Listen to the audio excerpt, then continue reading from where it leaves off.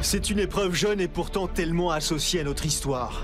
Dessiné au cœur du Vercors, ce triathlon, né il y a 3 ans, serpente au milieu du massif qualifié de forteresse naturelle et qui a provoqué l'ire nazie. L'heure est à la bonne humeur, au sourire, à la légèreté, ce qui n'interdit pas le souvenir. J'ai été voir le premier col, effectivement, c'est magnifique, hein, avec le cirque de Comblaval. Après, j'ai pas vu la suite et il paraît que c'est la suite qui pique vraiment, donc bon voilà, je préfère laisser la découverte aujourd'hui, cet après-midi, quoi. Ouais. Avec Emma, on n'a jamais la même stratégie de course parce que, elle part souvent très très fort à vélo et donc voilà, moi je suis en préparation pour l'Ironman d'Italie, donc du coup, j'ai pas du tout déchargé pour cette course-ci. Donc voilà, je crois qu'Emma, elle vient pour prendre du plaisir, moi aussi. Donc voilà, c'est jamais l'une contre l'autre sur ce genre de compétition. C'est celle qui sera en meilleure forme ce jour-là. Voilà. On se connaît très bien, on fait beaucoup de courses un peu vallonnées ensemble.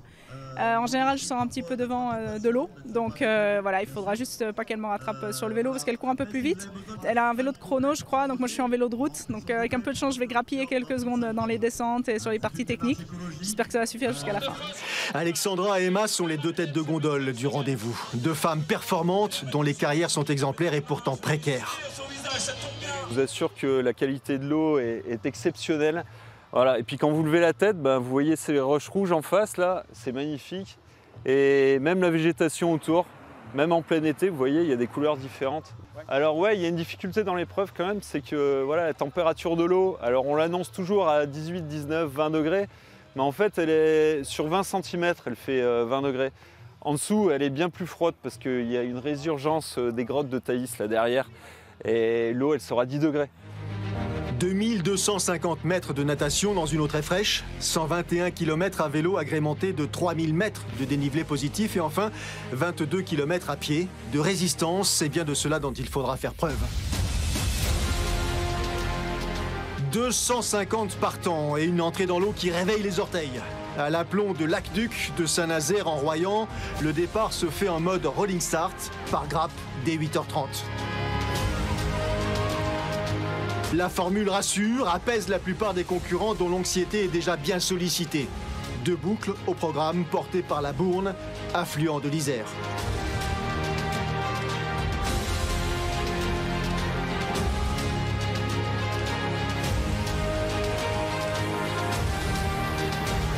Seule devant, c'est Emma Bilham qui retient toute l'attention du public.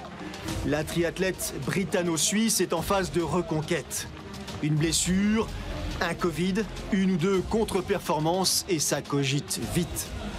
L'été est heureusement passé par là, Emma est sortie du tunnel, a retrouvé la lumière et l'envie de se battre.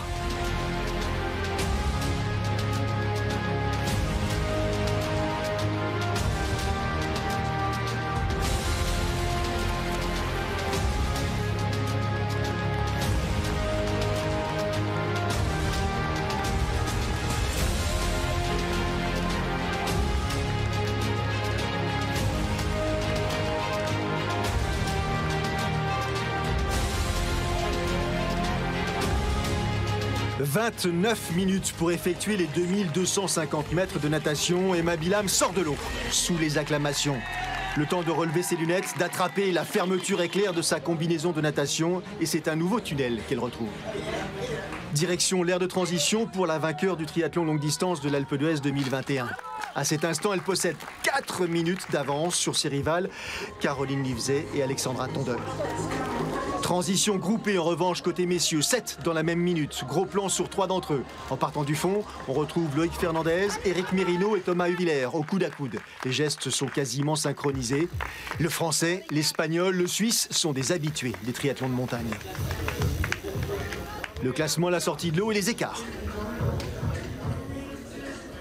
Nous sommes complètement ravis d'accueillir tous ces triathlètes qui nous font confiance pour la 3e année consécutive, avec effectivement un plateau d'athlètes internationaux qui eux aussi reviennent régulièrement. Alors ce ne sont pas forcément les mêmes, mais de bouche à oreille, je pense que notre parcours plaît énormément et ces athlètes-là nous font confiance et viennent se disputer la bataille qui sera féroce aujourd'hui, c'est certain.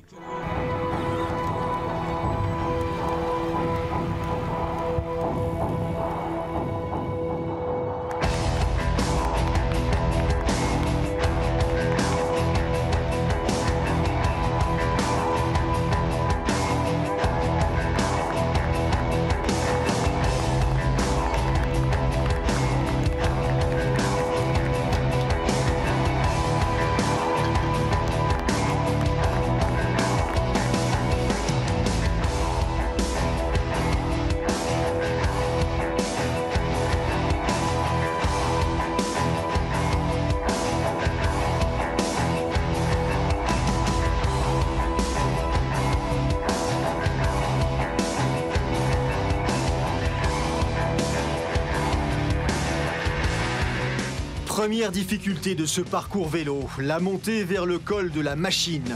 12 km d'ascension depuis Saint-Jean-en-Royans. 6% de moyenne et une route qui serpente au milieu des nuages le long de la roche.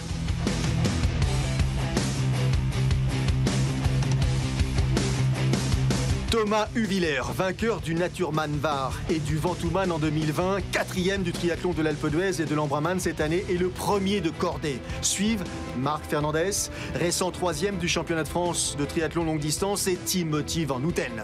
Le Belge veut mettre fin à une longue période sans victoire. Nous voilà sur le premier point spectaculaire de ce parcours, à peu près 2 km avant le sommet du col de la Machine. Ici, les coureurs ont parcouru 30 km et à peu près 1000 mètres de dénivelé déjà depuis le départ. On voit les conditions météo ont déjà changé. Nous sommes sur une partie un petit peu plus plate que le début de l'ascension, qui permet aux coureurs de récupérer avant d'engager la descente sur le village de Saint-Laurent-en-Royans. Ici, on est dans les passages les plus authentiques avec ces fameuses routes en encorbellement. Une route qui a été taillée complètement dans la roche, une partie plus plate juste avant d'attaquer la descente. Nous avons perdu 10 degrés par rapport à la température ce matin en bas au village de départ. Les coureurs arrivent au sommet du col de la Machine dans 2 km. Ensuite, une longue descente les attend jusqu'au village de Saint-Laurent-en-Royans. En termes de difficulté, ils ont fait à peu près 1000 mètres de dénivelé ici. Il en restera donc 2000 sur la suite du parcours.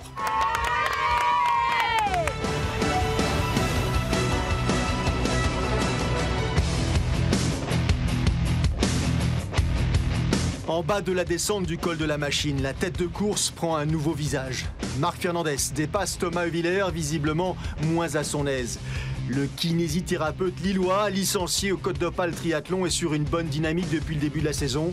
Il met à profit les quelques kilomètres de transition avant l'ascension suivante pour tenter de creuser l'écart. Nous nous retrouvons ici au kilomètre 60. Nous voilà à peu près à mi-course à cet endroit-là. Les coureurs sont redescendus du col de la Machine et après un petit moment de répit, 10 km de plat, on attaque le deuxième gros morceau de la journée en direction du col du Mont-Noir. Un début d'ascension relativement facile dans les gorges de la Bourne où on est à 3-4% en moyenne pour aller sur un col qui va se durcir de plus en plus jusqu'au Mont-Noir. Dès les premiers kilomètres d'ascension, c'est au tour de Timothy Van Houten de doubler Thomas Huvillers. Le Belge de 36 ans, 3e de la première édition du Vercors-Man, remporté par Diego Van Looy, collectionne les places d'honneur sur les triathlons de montagne. Sa puissance à vélo n'est pas un mensonge.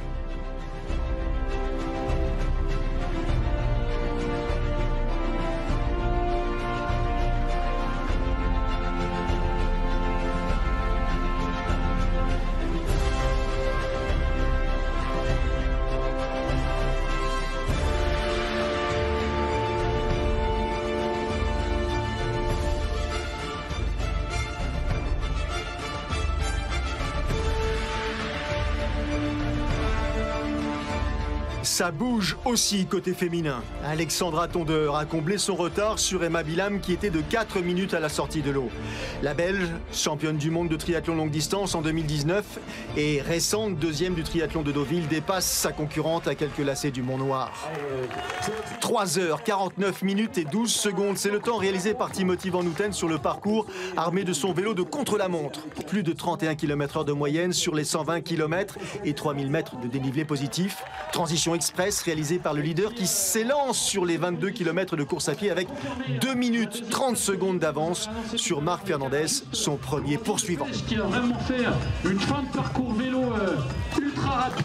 3e concurrent à faire son apparition dans l'aire de transition, Eric Merino, un habitué des podiums sur ce type de triathlon à fort dénivelé. À cet instant, l'Espagnol compte 8 minutes de retard sur Van Houten et 6 sur Fernandez. Il a l'air en tout cas.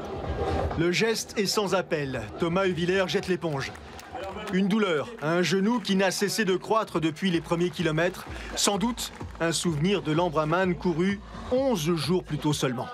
Alexandra Tondeur a couvert le parcours vélo en 4h23 et 16 secondes. Un temps canon hypothéqué par une transition médiocre. Un long combat avec des lacets de chaussures qui arrange Emma Bilam, sans doute étonnée de trouver sa rivale dans cette situation. À tel point que la Britanno-Suisse parvient à s'élancer juste devant la Belge qui comptait 2 minutes d'avance à l'instant où elle posait son vélo. Allez, transition un poil plus rapide. Les deux femmes nous offrent un magnifique duel à la conclusion incertaine depuis le début de ce Vercors-Man, fidèles à leur engagement pour cette discipline qu'elles défendent avec panache. Les classements provisoires, les temps à l'issue du parcours vélo restent une boucle de 5 km 400 mètres de course à pied effectuée 4 fois. Un tracé original qui débute par la traversée de l'Aqueduc de Saint-Nazaire-en-Royans, passage entre ciel et rivière situé à 50 mètres au-dessus de la Bourne. Les appuis sont sonores et les renvois souples et favorables aux relances. Rien à voir avec les premiers hectomètres effectués au sein du village et qui conduisent à l'ouvrage réalisé en 1878.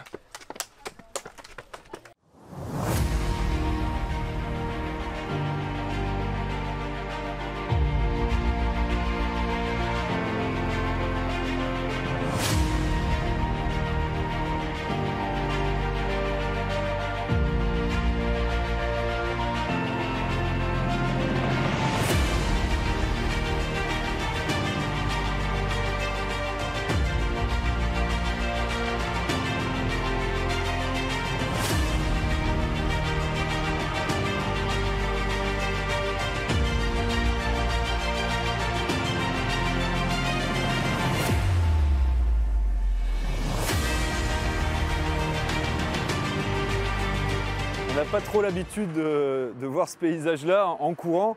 Et là, je ne sais pas si vous le savez, mais là on est sur un aqueduc qui est à 50 mètres d'altitude, mais en dessous de nous, il y a de l'eau. Il y a de l'eau qui s'écoule.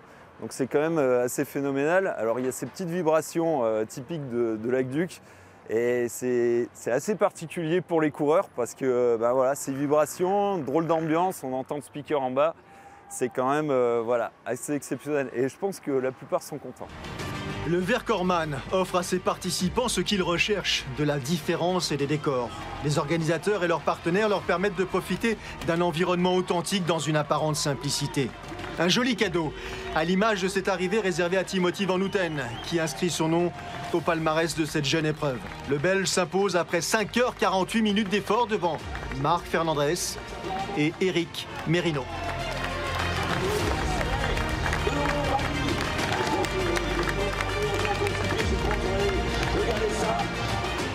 Alexandra Tondeur a réalisé aux assauts répétés de sa copine de bureau et néanmoins rivale pour l'emporter et succéder à Jeanne Collonges, double tenante du titre.